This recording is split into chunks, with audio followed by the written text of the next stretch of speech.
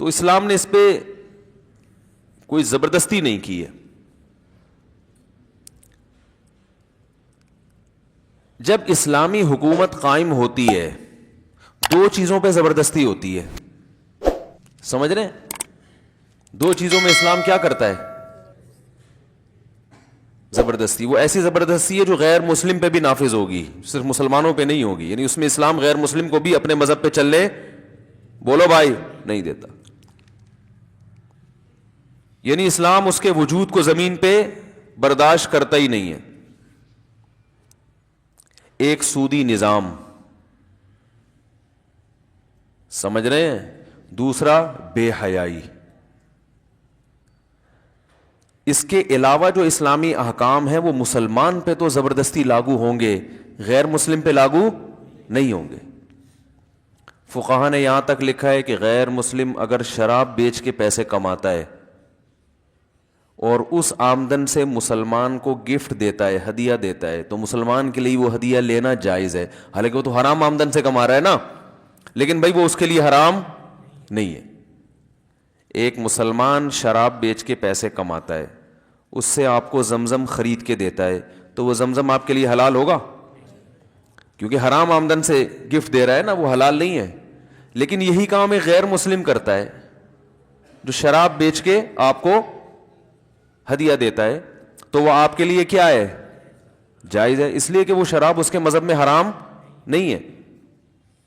وہ سور کا بزنس کر رہا ہے, اللہ نہ کرے, وہ سور بیچ کے پیسے کماتا ہے غیر مسلم, تو وہ پیسے آپ کے لیے حلال ہیں کیونکہ اس کے مذہب میں وہ حلال ہے, تو ہمیں بھی اس کو حلال ہی سمجھنے کا حکم ہے. لیکن اگر یہی کام مسلمان کر رہا ہو تو مسلمان کے لیے ارننگ حلال ہوگی کہ حرام ہوگی؟ حرام. آپ کے لیے اس سے پیسے لینا بھی جائز بولو نا بھائی نہیں ہے. اب یہ ٹیکنیکل بات خوب اچھی طرح سمجھیں کہ دو چیزیں ایسی ہیں جس میں اسلام اس وقت جو لبرلزم ہے نا, جو لبرل سے میری مراد وہ لبرل کی وہ ڈیفینیشن نہیں جو ڈکشنری میں لکھی ہوئی ہے, وہ جو عرف میں جس کو لبرل کہا جاتا ہے, جو مذہب مخالف سمجھے جاتے ہیں. اسلام اور پوری دنیا کا جو اس وقت ٹکراؤ ہے نا, ٹکراؤ وہ دو چیزوں میں ہے, ایک سودی نظام اور دوسرا بے حیائی. میں سمجھا پا رہا ہوں اپنی بات؟ کیونکہ اس کے علاوہ جتنی چیزیں ہیں, دیکھیں یہ دو چیزیں ایسی ہیں جس سے انسانیت تباہ ہوتی ہے, اور اس کے اثرات صرف غیر مسلموں پہ نہیں پڑتے. غیر مسلم یہ کام کریں گے تو مسلمان بھی تباہ ہوں گے اس سے. دیکھو میں ایک مثال دیتا ہوں. غیر مسلم کو اجازت ہے کہ وہ شراب بیچے, لیکن کیا اس کو اجازت ہے کہ مسلمانوں میں شراب کی تبلیغ کرے, وہ ترغیب دے کے یہ بھی خریدو یہ بھی خریدو یہ بھی خریدو؟ یہ اجازت دے گا اسلام؟ نہیں, کیونکہ بھائی تم تو کس مسلمانوں کو کیا کر رہے ہو؟ خراب کر رہے ہو. تو اسی طرح یاد رکھو اسلامی ریاست میں غیر مسلم عورت کو بھی بے پردہ گھومنے کی اجازت نہیں ہے. وہ یہ کہہ سکتی ہے میرے مذہب میں پردہ نہیں ہے, ہم یہ کہیں گے آپ کے مذہب میں نہیں ہے. لیکن عورت جب بے پردہ ہو کے گھومتی ہے تو وہ مردوں کو اپنی طرف مائل کرتی ہے, اس سے معاشرہ خراب ہوتا ہے. یہ اس کے اثرات مسلمانوں پہ بھی پڑیں گے. سمجھ میں آ رہی ہے کہ نہیں آ رہی ہے بات؟ اسلام اس کو اجازت نہیں دے گا کہ آپ بکنی پہن کے گھومیں یا آپ چڈیاں پہن کے گھومیں, اجازت نہیں دے گا اسلام اس کو. بھئی اس کے اثرات صرف آپ تک محدود نہیں ہیں, یہ تو متعدی ہو رہے ہیں, یہ تو پھیل رہے ہیں اثرات. آپ مسلمان کو کیوں خراب کر رہے ہو؟ دوسرا سود کا بھی یہی مسئلہ ہے. اگر سودی سسٹم کی اجازت دے دی جائے, اس وقت پوری دنیا کی دولت چند ہاتھوں میں ہے, اور یہ کس وجہ سے ہے؟ سودی نظام کی وجہ سے. کیسے تباہ ہوتا ہے سود کے ذریعے معاشرہ؟ سودی نظام کی وجہ سے. دولت مرتکز ہوتے ہوتے ہوتے ہوتے چند ہاتھوں میں سمٹ جاتی ہے. لوگ اس پہ خوش ہوتے ہیں کہ ہم 1,00,000 روپے بینک میں رکھواتے ہیں. آج کل ریٹ کیا چل رہا ہے بینکوں کا؟ لاکھ پہ کتنا چل رہا ہے بھائی؟ 10%. 1,000 روپے, 1,00,000 پہ 1,000 روپے پر منتھ. چلے فرض کر لیتے ہیں ہو سکتا ہے 2%, ہو سکتا ہے 1%, ہو سکتا جتنے بھی ہو. میں تو مثال دیتا ہوں نا, اب کلپ نہ بنا دینا کہ اس کو ریٹ ہی نہیں پتا سود کا ریٹ کیا چل رہا ہے مارکیٹ میں. بھائی ایک مثال دی جا رہی ہے, جتنا بھی ہو اصل چیز کو فوکس کرنا چاہیے. اب دیکھیں ہوتا کیا ہے سودی نظام میں, گڑبڑ کیا ہوتی ہے. آپ نے 1,00,000 روپے بینک میں رکھوائے, اپنی محنت کی کمائی, رکشا چلا کے, ٹیکسی چلا کے, انڈے بیچ کے, گولے گنڈے کا کاروبار کر کے, کچھ بھی کر کے آپ نے 1,00,000 روپے بینک میں رکھوائے. 1 مہینے کے بعد آپ کو 1,000 روپے مل رہے ہیں, آپ خوش ہو رہے ہیں, بیٹھے بیٹھے بغیر کسی محنت کے مجھے 1,000 روپے مل گئے. یہ آپ کی بے وقوفی ہے. ہوتا یہ ہے کہ بینک آپ کے 1,00,000 روپے آگے تاجروں کو دیتا ہے, جو ارب پتی تاجر ہیں, ان کو فری پھوکٹ میں کسی محنت کے بغیر اربوں روپے کا قرضہ بینک سے مل جاتا ہے. یہ ان کا اپنا نہیں ہوتا کہ باپ دادا سے وراثت ملی ہو یا محنت کرتے کرتے یہاں تک پہنچے ہو. وہ چند ڈاکومنٹ شو کراتے ہیں کہ ہم یہ ادا کرنے کی صلاحیت رکھتے ہیں. وہ ڈاکومنٹ کبھی کسی کی جائیداد اپنے نام کروا کے بھی ہو سکتا ہے فیک. وہ ایک دم اتنے بڑے سرمایے کے مالک بن جاتے ہیں. جب اتنا زیادہ سرمایہ ان کے پاس کسی نیچرل تجارت کے بغیر, یعنی کوئی محنت یا ویسے ہی کوئی ہے نا ایک پروسیس ہو اس کے بغیر, یعنی کہ کوئی پروفٹ ہوا تھا تو اس میں ان کو اتنا حصہ ملا تھا, بیٹھے بیٹھے ان کے پاس چند آدمیوں کے پاس اربوں روپے آ جاتے ہیں.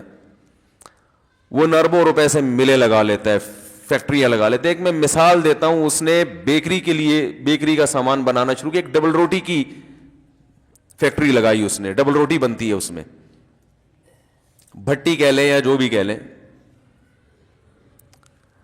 اب آپ یہ سمجھیں کہ یہ اتنے سارے لوگ, لاکھ اس نے رکھوائے, 50,000 بینک میں اس نے رکھوائے, 2 لاکھ اس نے رکھوائے, یہ سارا سرمایہ کا ایک بہت بڑا حصہ نکل کے 2-4 ہاتھوں میں جاتا ہے, جو آپ کی خون پسینے کی کمائی ہوتی ہے. میں سمجھا پا رہا ہوں اپنی بات؟ آگے چلیں. لاکھوں کروڑوں روپے ایک آدمی کے ہاتھ میں آ گئے. وہ جب بریڈ بنائے گا تو اس کو پتا ہے کہ 1,00,000 پہ بینک کلائنٹ کو 1,000 دے رہا ہے, تو مجھ سے 1,00,000 پہ 2,000 لے گا نا. کیا خیال ہے بھائی؟ تاکہ 1,000 ادھر دے اور 1,000 اس کی بچت ہو. اچھا بینک بھی تیل بیچ رہا ہے بیٹھ کے, اس کا کوئی بزنس نہیں ہے. اس نے کیا کیا, ادھر کا پیسہ لے کے ادھر پکڑایا, ادھر سے اتنے لیے, ادھر آپ کو اتنے پارسل کر دیے. اس کا بھی وہ بھی بیٹھ کے کیا کر رہا ہے, کوئی کام نہیں ہے اس کا, کوئی بزنس نہیں ہے, کوئی محنت نہیں ہے. ادھر سے پیسہ وہاں پارسل, ٹھیک ہے نا, ادھر سے اتنا پروفٹ, ادھر سے آپ کو اتنا پروفٹ دیا, اپنی اتنی بچت, یہ ہے اس کا کام. لوگ کہتے ہیں یہ بھی تو محنت لگتی ہے نا عمارت, تو محنت تو چوری میں بھی لگتی ہے. محنت صرف محنت ہی نہیں ہوتی, محنت کس چیز پہ محنت کر رہا ہے, کر کیا رہا ہے اس پیسوں سے. ایک رکشا چلا رہا ہے, ریڑھی لگا رہا ہے, گڑا کھود رہا ہے, یا کوئی کاروبار کر رہا ہے, کوئی چیز خرید کے آگے بیچ رہا ہے, کچھ بھی نہیں کر رہا, وہ صرف تیل بیچ رہا ہے بیٹھ کے. تیل بھی نہیں بیچ رہا, وہ بھی بیچ رہا ہوتا تو ہم کہتے چلو کچھ کر رہا ہے. تو اب آپ مجھے بتاؤ, یہ جو پیسہ کمائے گا بینک, یہ نیچرل طریقہ ہے کیا؟ جو قدرت نے جو ارننگ کا طریقہ دنیا میں رکھا ہے نا, وہ طریقہ ہے سپلائی اور ڈیمانڈ کی بیس پہ, کہ لوگوں کی ضرورت کسی چیز کی بڑھتی ہے تو تاجر ان کی وہ ضرورت پوری کر کے ان سے اس کا معاوضہ لیتا ہے. چلیں اب یہ زیادہ پیچیدہ بحث ہو جائے گی, فی الحال ہم اسی کو سمیٹتے ہیں. اب بینک نے آگے 1,00,000 روپے جب تاجر کو دیے, تو تاجر نے اس 1,00,000 پہ بینک کو کتنا دینا ہے؟ 2,000 روپے. تو تاجر جب ڈبل روٹی بنائے گا تو اس کی قیمت میں وہ 2,000 ایڈ کرے گا کہ نہیں کرے گا اس کی لاگت میں؟ بولو نا بھائی. تو تاجر جب بریڈ مارکیٹ میں پھینکے گا تو جتنے کی بریڈ ہوگی اس میں وہ پیسہ جو اس نے سود کی مد میں بینک کو دینا ہے وہ ایڈ کر کے دے گا کہ نہیں دے گا؟ تو بریڈ کی قیمت مارکیٹ میں بڑھے گی کہ نہیں بڑھے گی؟ جب ڈبل روٹی کی قیمت مارکیٹ میں بڑھے گی تو آپ نے جو بینک سے 1,00,000 روپے دے کے 1,000 روپے اضافی لیا تھا, وہ اضافی آپ کا ڈبل روٹی میں نکل گیا کہ نہیں نکل گیا؟ کیا ہو رہا ہے میرے بھائی, سمجھ میں نہیں آ رہی بات؟ تو چیزوں کی جو قیمتیں ہیں نا اتنی اسپیڈ سے بڑھیں گی کہ آپ کا وہ پروفٹ ادھر کے بجائے صابن خریدنے میں, سرف کے ڈبے خرید, کیونکہ یہ بڑی بڑی فیکٹریاں جتنی ہیں ان کے کوئی باپ دادا سے ان کو وراثت میں نہیں ملی ہوتی, کوئی ان کی محنت نہیں ہے, انہوں نے بینکوں سے ایک دم اتنا پیسہ اٹھا کے فیکٹری لگائی, مل لگائی, اور دھڑا دھڑ سارا سب جتنے لوگ ہیں نا, آپ دیکھیں نا آج کل جو بڑے بڑے شاپنگ مال بن رہے ہیں, ایک دکاندار بیچارہ باپ دادا سے وہ تجارت کرتا آ رہا ہے, 400 سال ہو گئے, وہ پرچون کی ایک دکان سے 5 دکانیں بنا سکا ہے بیچارہ. اور ایک نئے آدمی جس کے باپ نے کبھی کوئی 5 روپے کا منجن بھی نہیں بیچا ہوتا, وہ ایک دم اتنا بڑا مال بنا لیتا ہے کہ کروڑوں روپے کا سرمایہ بھی اس کے پاس آ جاتا ہے, اور لاکھوں کروڑوں لوگ بھی وہاں سے شاپنگ کرنا شروع کر دیتے ہیں. اور جو گلی محلے کا دکاندار ہے نا, جو بیچارہ ایک باپ دادا سے محنت کرتا آ رہا ہے, وہ اس کی پرچون کی دکان بالآخر ختم ہو جاتی ہے. بہت مشکل ہے میرے بھائی, نہیں آ رہی سمجھ میں؟ ابھی آئے گی اور آئے گی انشاءاللہ. تو یہ جو ہم لوگ یعنی بینکوں میں پیسہ رکھ کے پروفٹ لیتے ہیں, تو یہ پروفٹ نہیں ہوتا میرے بھائی. وہ سارا مہنگائی میں آپ کا, تبھی تو کرنسی دھڑام سے گرتی ہے. لوگ کہتے ہیں یورپ امریکہ میں تو کرنسی نہیں گرتی, ان کے ہاں سودی نظام کے علاوہ اور بہت سی ایسی چیزیں ہیں جس میں انہوں نے معیشت کو مینٹین رکھا ہوا ہے. سودی نظام سے تو معیشت خراب ہوتی ہی ہوتی ہے. اس کی مثال ہے جیسے کوئی چرس پینے والا, ہیروئن پینے والا صحت مند ہو, تو ہم ہیروئن کی تعریف نہیں کریں گے, ہم کہیں گے بھائی یہ الگ سے طاقت کے انجیکشن لگوا رہا ہے, ٹھیک ہے نا. ہیروئن سے تو نقصان ہی ہوتا ہے. اب آگے سمجھیں آپ بات کو. بینک اگر یہ کام کرنا شروع کر دے کہ شریعت نے کہا ہے سود پہ نہ دو, مزاربت پہ دو, سود پہ نہ دو, مزاربت. مزاربت کا مطلب یہ ہے کہ ایک آدمی کا پیسہ ہو, دوسرے کی محنت ہو, اور آپ اس سے کہیں تم محنت کر کے جو کچھ کماؤ گے اس میں اتنے فیصد میرا, اتنے فیصد تمہارا. اب اگر یہ سسٹم بینکوں میں آ جائے تو آپ نے 1,00,000 روپے بینک کو دیے, آپ نے کہا مجھے اس پہ 1,000 نہیں چاہیے, تم جتنا اس پہ کماؤ گے مجھے 1% دے دینا بس, ٹھیک ہے, زیادہ بے شک نہیں چاہیے, مجھے کتنا چاہیے. اگر تم نے میرے 1,00,000 پہ 1,00,000 کمایا ہے تو مجھے 1,000 روپے چاہیے. 2,00,000 کمایا تو مجھے, بولتے کیوں نہیں بھائی, آپ کمانے کے بولنے پہ تو کما تھوڑی رہے ہو, لیکن خوش تو بولو نا. 2,00,000 کمائے تو میرا پروفٹ 2,000 ہو جائے گا, 10,00,000 کمائے تو 10,000 ہو جائے گا. پرسنٹیج تھا یہ, چاہے وہ 30% ہو, 50% ہو, 1% ہو, پرسنٹیج کے حساب سے شریعت میں ہے نا مزاربت. اب معاملہ کیا ہوگا کہ بینک یہ 1,00,000 روپے جب آگے تاجر کو دے گا تو تاجر سے کہے گا کہ مجھے بھی پرسنٹیج کے حساب سے چاہیے, اس 1,00,000 پہ مجھے 4% چاہیے, جس میں 2% میں کلائنٹ کو دوں گا اور 2 خود رکھوں گا. اب وہ تاجر جب ڈبل روٹی کی فیکٹری لگاتا ہے تو جتنی چاہے بریڈ کی قیمت میں اضافہ کر دے, جتنا اضافہ ہوگا تاجر کا پروفٹ بڑھے گا. تاجر کا جتنا پروفٹ بڑھے گا تو بینک کا پروفٹ بڑھے گا, بینک کا جتنا پروفٹ بڑھے گا تو کلائنٹ کا پروفٹ اسی حساب سے بڑھے گا. تو مارکیٹ میں فیکٹریوں میں جتنی چاہے چیزیں مہنگی ہو جائیں, آپ کا جو پروفٹ کا جو ریشو ہے وہ بھی اسی حساب سے بڑھنا شروع ہو جائے گا. نہیں آ رہی میرے خیال بات. تو یہ جو استحصال ہو رہا ہے نا معاشرے میں, یہ استحصال نہیں ہوگا. اس لیے اسلام نے سود کی اجازت, بولو بھائی, نہیں دی. دوسری بات یہ کہ بینک پیسہ پکڑا کے بے فکر نہیں ہو جائے گا کہ جو آ رہا ہے اٹھ کے بس یہ دیکھا کہ یہ قرضہ لوٹانے کی طاقت رکھتا ہے بھی ہے کہ نہیں رکھتا, یہ اتنا دیکھنا ہے. وہ ایک بزنس کر کے آ رہا ہے, اس میں سب سے پہلے وہ یہ دیکھے گا کہ حلال بزنس کرے, حرام نہ کرے. بات آ رہی ہے سمجھ میں؟ کیونکہ صرف سود حرام تھوڑی ہے, بزنس بھی تو حلال ہونا چاہیے نا. کوئی ایسی چیز کا بزنس کرے جس کی لوگوں کو واقعی ضرورت ہو, تو اس سے لوگوں کی ضرورتیں پوری ہوں گی. یہ ایک الگ اخلاقی فائدے ہیں. تو بینک کا ریشو بڑھنے سے کلائنٹ کا ریشو خود بخود اس کا پروفٹ کیا ہو جائے گا, بڑھ جائے گا. تو اب ہوتا یہ ہے ہمارے معاشرے میں کہ وہ پیسہ سمٹتے, ہاں ایک اور کام یہ ہوتا ہے کہ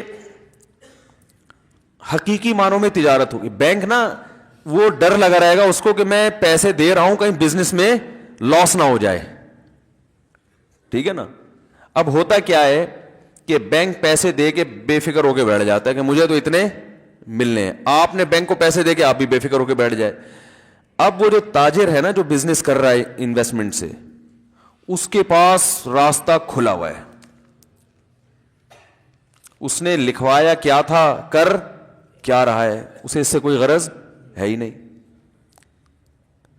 اس کے بھی نقصان کا اندیشہ ہے. بسا اوقات اس کو فائدے کے بجائے نقصان. دنیا میں کوئی ایسی تجارت نہیں ہے جس پہ کوئی ایسا ٹھپا لگا دے کہ لاس کا چانس سرے سے ہے ہی نہیں.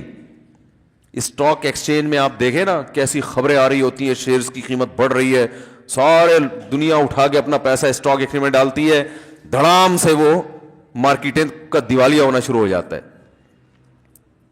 یہ تو ہو رہا ہے. بحریہ ٹاؤن کے ساتھ دیکھ لیں کیا ہوا, ایک دم ہر آدمی بحریہ ٹاؤن بحریہ ٹاؤن بحریہ ٹاؤن. اب جو پلاٹ 36 لاکھ کا تھا وہ 18 پہ آ گیا.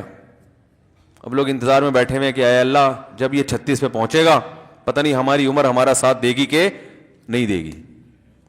یہ تو ہے, لازمی ہے. یہ تو اللہ تعالیٰ تو قرآن میں فرماتے ہیں یبسط الرزق لمن یشاء ویقدر, جس کے لیے چاہوں گا رزق بڑھا دوں گا, جس کے لیے چاہوں گا تنگ کر دوں گا. آپ نے ایک چیز کو پیسہ بڑھانے کا ذریعہ سمجھا, اسی چیز کو اللہ پیسہ گھٹانے کا ذریعہ بنا دے گا.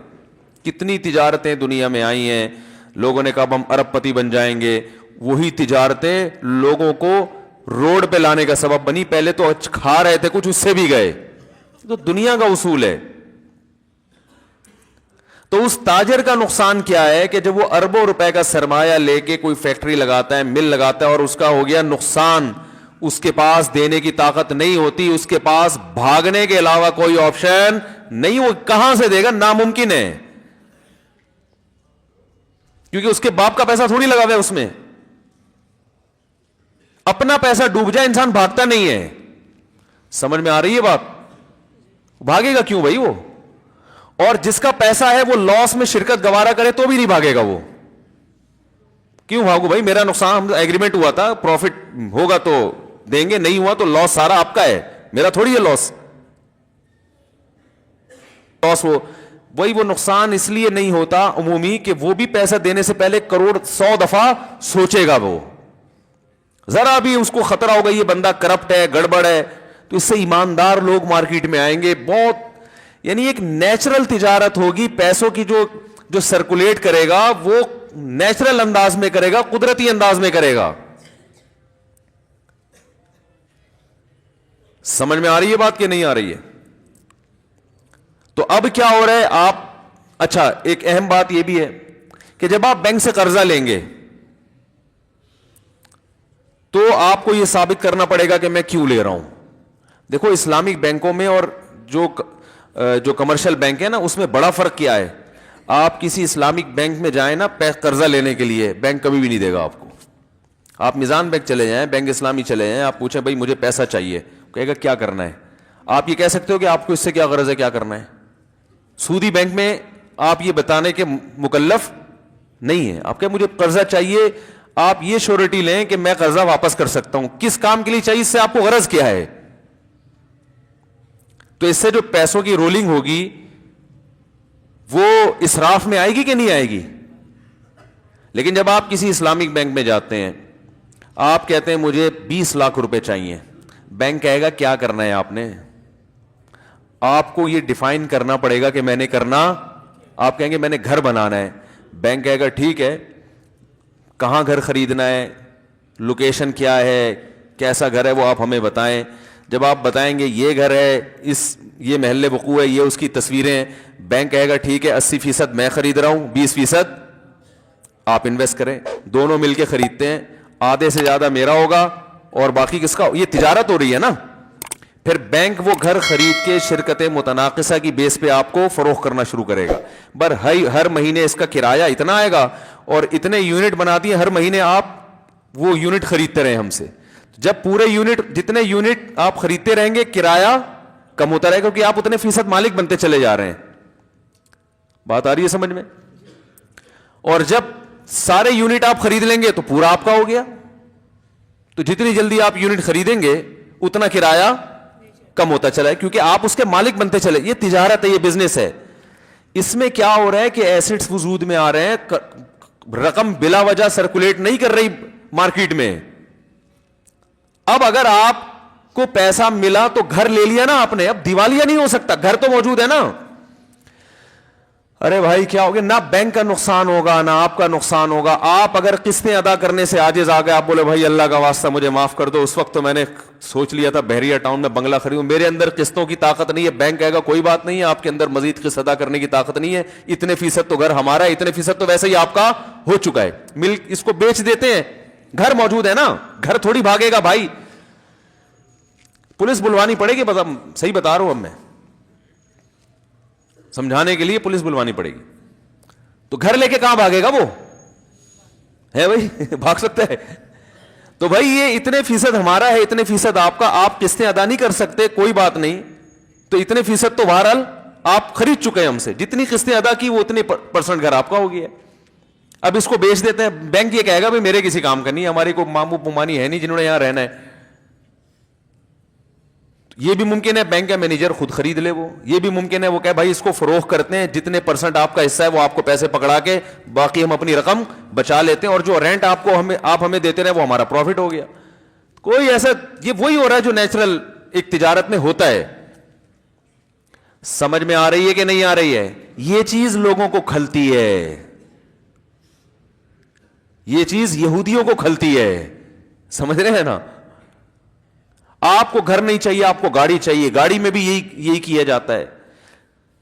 آپ کہتے ہو بھائی میری شوگر مل ہے, میں نے فیکٹری سے گنا اٹھانا ہے. کیا اٹھانا ہے؟ گنا اٹھانا ہے, اور چینی بنانی ہے, تو گنا اٹھانے کے پیسے میرے پاس نہیں ہے. آپ بینک کے پاس آئے, آپ نے کہا مجھے 1 کروڑ روپے قرضہ چاہیے. بینک کہے گا کیوں چاہیے, آپ کو ویسے ہی چاہیے. بینک آپ کو, جو اسلامی بینک ہے, نہیں دے گا. بھائی کیوں چاہیے؟ بھائی مسئلہ یہ ہے کہ میری شوگر مل ہے, مجھے گنا چاہیے. یہ شکر ہے اللہ کا بہت بڑا فضل ہے کہ چینی میں ابھی گنا ڈل رہا ہے, یعنی گنے سے بن رہی ہے. ورنہ ٹومیٹو کیچپ کے بارے میں وہ انڈیا نے کہا تھا نا کہ ہم ٹماٹر بند کر دیں گے, تو یہاں سے ایک بیان کیا کہ ہمارے یہاں تو ٹومیٹو کیچپ میں ٹماٹر نہیں ڈلتا, آپ ٹماٹر بند کر کے کیا کرو گے. ہم تو ایسا ہر چیز کا آلٹرنیٹ تلاش کرتے ہیں. تو گنا چاہیے بھائی, پیسے نہیں ہیں, تو بینک یہ کہے گا کہ گنا ہم آپ کو خرید کے قسطوں پہ مہنگے داموں بیچ دیں گے. ہمارا بندہ جائے گا, یا آپ تھوڑی دیر کے لیے ہماری طرف سے وکیل بن جائیں, ہمارے نمائندے بن کے خرید لیں, قبضے میں لے کر آئیں. ہوائی بے نہیں ہوگی, وہ قبضے میں لے کر آئیں گے ہم. جب ہمارے قبضے میں آ جائے گا تو ہم وہ آپ کو اپنا پروفٹ رکھ کے بیچ دیں گے. وہ پروفٹ, وہ قسطیں آپ ہمیں ادا کرتے رہیں. تو اب کیا ہوا کہ شوگر مل چلانے والے کے پاس گنا تو آ گیا نا, اب کہاں بھاگے گا وہ؟ اب اس کا لاس, ایسا لاس نہیں ہو سکتا کہ کچھ ہے ہی نہیں اور کروڑوں روپے ڈوب گئے اس کے, یہ نہیں ہو سکتا. سمجھ رہے کہ نہیں سمجھ رہے؟ اب اگر وہ کیا کرے گا کہ جیسے آپ نے گاڑی خریدی یا کوئی چیز خریدی, اب آپ قسطیں ادا کرنے سے عاجز ہو, سودی بینک کیا کرتے ہیں کہ آپ کی قسطیں بھی گئیں اور گاڑی بھی گئی. ایسا ہی ہوتا ہے نا. اسلام اس کی اجازت نہیں دیتا بھائی. آپ نے جو اس سے پیسے لیے ہیں وہ تو آپ کو واپس کرنے, آپ گاڑی بھی لے رہے ہو اور پیسے بھی لو, یہ کیسے ہو سکتا ہے؟ سمجھ رہے ہیں سودی نظام میں اور اس میں فرق. اسلام یہ کہتا ہے جب آپ نے کسی کو قسطوں پہ چیز بیچی ہے, آپ نے چیز ہینڈ اوور کر دی, اب وہ قسطیں ادا نہیں کر رہا ہے, تو جتنی قسطیں وہ دے چکا ہے اس سے اضافی آپ پولیس کے ذریعے, ڈاکو کے ذریعے, کسی بھی محلے کے دادا کے ذریعے نکلوا سکتے ہیں. اس کی چیز ضبط بھی اس معنی میں کر سکتے ہیں کہ قسطیں پوری کرو تو ہم چیز ہینڈ اوور کریں گے, لیکن اس کی چیز آپ اپنی ملکیت میں داخل نہیں کر سکتے, وہ اس کی ہو چکی ہے. بات آ رہی ہے سمجھ میں؟ ہاں یہ ہو سکتا ہے کہ وہ کہے بھائی میرے اندر اب یہ صلاحیت نہیں ہے قسطیں ادا کرنے کی, یہ گاڑی لے کے بیچ دو, جو آپ کا لاس ہوا ہے وہ اس سے پورا کرو, باقی میری قسطیں واپس کرو, اس کی اجازت ہے. لا تظلمون ولا تظلمون. جب مالی معاملات ختم کیے جاتے ہیں تو اللہ فرماتے ہیں اس طرح سے ختم کیے جائیں گے کہ دونوں فریقوں میں کسی پہ بھی ظلم نہ ہو. تو میں جلدی سے اپنی بات کی طرف آتا ہوں. تو ایک سسٹم ہے سودی, جس نے پورا پیسہ جو ہے نا, یہ جو بڑے بڑے مال بن رہے ہیں, کیا ہو رہا ہے یہ کیا, یعنی آپ خود سوچو, یہ معیشت کی صحیح تقسیم تھوڑی ہو رہی ہے. وہ جو بیچارہ ٹھیلا لگانے والا وہ تو ایسی کی تیسی ہو گئی اس کی تو, اور بیٹھے بیٹھے آپ اپنے باپ کے بہاف پہ اربوں روپے کا سرمایہ بینکوں سے کروڑوں روپے آپ لے لیتے ہو اور انویسٹ کر کے آپ پیسہ کمانا شروع کر دیتے ہو. سارا پیسہ ہوتے ہوتے ہوتے ہوتے سمٹ کے چند ہاتھوں میں جا رہا ہے. کہا جاتا ہے دنیا میں 7-8 آدمی اتنے مالدار ہیں کہ اگر ان کی دولت کو انسانیت پہ تقسیم کر دیا جائے تو دنیا میں ایک آدمی بھی غریب باقی نہیں بچے گا. 7-8 افراد ہیں ایسے دنیا میں. تو لبرل لوگوں سے اسلام کا جو ایک پھڈا ہے وہ کون سا ہے؟ معیشت اسلامی خطوط پہ ہونی چاہیے, اسلامی طرز پہ ہونی چاہیے. دوسرا پھڈا ہے بے حیائی کا. دوسرا پھڈا کیا ہے؟ کیونکہ بے حیائی یہ متعدی بیماری. دیکھو پولیو کے قطرے گورنمنٹ گن پوائنٹ پہ پلا رہی ہے نا, اور گورے بھی ہمیں گن پوائنٹ پہ پلا رہے ہیں. کیوں پلا رہے ہیں؟ وہ ہمارے فائدے کے لیے نہیں, اپنے فائدے کے لیے, کہ یہ ایک بھی دنیا میں پولیو کا مریض اگر باقی رہ گیا تو یہ بیماری پھیلے گی. تو اب اگر کہے کہ یہ تو ہیومن رائٹس کے خلاف ہے, آپ ہمیں زبردستی کیوں پلا رہے ہیں, وہ کہیں بھائی یہ ہیومن رائٹس کے عین مطابق ہے, آپ کی وجہ سے ہم بھی بیمار ہو سکتے ہیں, اس لیے آپ کو ٹھیک کر رہے ہیں کہ آپ ویسے بیماری, کوئی کھانس رہے تو کھانستا رہے, کسی کو کیا غرض بھائی. تو جب خودکشی پہ پابندی نہیں ہے تو کھانسنے پر کہاں سے پابندی ہوگی؟ لیکن آپ کے کھانسنے سے اگر جرمز دوسرے کے پھیپھڑوں میں جا رہے ہیں تو پھر گورنمنٹ آپ کے کھانسنے پر پابندی لگائے گی نہیں لگائے گی؟ لگائے گی. پھر وہ بولے گی آپ کھانسی ٹھیک کریں ورنہ بیماری پھیل رہی ہے اس سے. دیکھو کوئی بچہ گھر میں بیمار ہوتا ہے نا, چکن پاکس, خسرہ, تو ماں باپ کہتے ہیں بیٹا کسی کے گھر میں مت جاؤ, خام خواہ میں ان کو بھی نکل آیا تو ہمارے کھاتے میں ڈال دیں گے, کہ تمہارے پھوڑے یہاں ٹرانسفر ہوئے, کہتے ہیں نا. تو آپ پھر پڑوسیوں کے بچے کو اپنے گھر میں آنے کا پابندی لگاتے ہو, بھائی آپ کے یہاں چکن پاکس پھیلی ہوئی ہے, آپ پلیز ہمارے, اب جب تک یہ ٹھیک نہیں ہو جاتا اپنے بچوں کو ہمارے گھر نہ بھیجیں, اور پلیز اس کو ٹھیک کرائیں آپ, کہتے ہیں نا. تو اسی طرح یاد رکھو جیسے پولیو کے قطرے گن پوائنٹ پہ اسلام یعنی جو اقوام متحدہ پلاتی ہے تاکہ یہ دوبارہ دنیا میں نہ پھیلے. آپ کہو بھائی میں اپنے بچے میں یا میں اپنے بارے میں پولیو پہ جب راضی ہوں تو آپ مجھے کیوں پلاؤ؟ بھائی آپ کی وجہ سے ہم بھی پریشان ہوں گے. وہ اس بیس پہ پلاتے ہیں. تو اسی طرح میرے بھائی بے حیائی کو بھی اسلام برداشت نہیں کرتا, کیونکہ اس سے جو بیماری, اس سے جو معاشرے میں تباہی پھیلتی ہے اس سے وہ لوگ بھی متاثر ہوتے ہیں جو بے حیائی سے متاثر ہونا چاہتے نہیں ہیں لیکن لاشعوری طور پر متاثر ہوتے ہیں. تو اسلام نے بے حیائی کے تمام دروازے بند کر دیے, کیونکہ اس سے خاندانی نظام تباہ و برباد ہو جاتا ہے. کو ایجوکیشن سسٹم, اس سے ہمارا فیملی سسٹم تباہ ہو رہا ہے, ہوتا نہیں ہے, ہو رہا ہے. کتنا ہی نیک پرہیزگار گھرانہ ہو, جب بچی کو لڑکے کے ساتھ بٹھایا جائے گا یونیورسٹی میں, کالج میں, اسکول میں, تو یاد رکھو اس کا لڑکے کی طرف طبیعت کا مائل ہونا یہ نیچرل ہے. سمجھ میں آ رہی ہے بات؟ اور لڑکے کا اس کی طرف مائل ہونا یہ نیچرل ہے. تو اسلام نے اس کا ایک طریقہ بیان کیا نکاح کا. وہ نکاح پر آپ پابندی لگا رہے ہو اور دوستی پر پابندی نہیں لگا رہے, تو اس سے معاشرے میں زنا پھیلے گا کہ نہیں پھیلے گا؟ اور جب لڑکے کو یونیورسٹیوں میں, کالجز میں اور اسی طرح دفتروں میں فری پھوکٹ میں لڑکیاں دل بہلانے کے لیے ملیں گی تو دنیا میں اس سے بڑا بے وقوف کوئی نہیں ہوگا.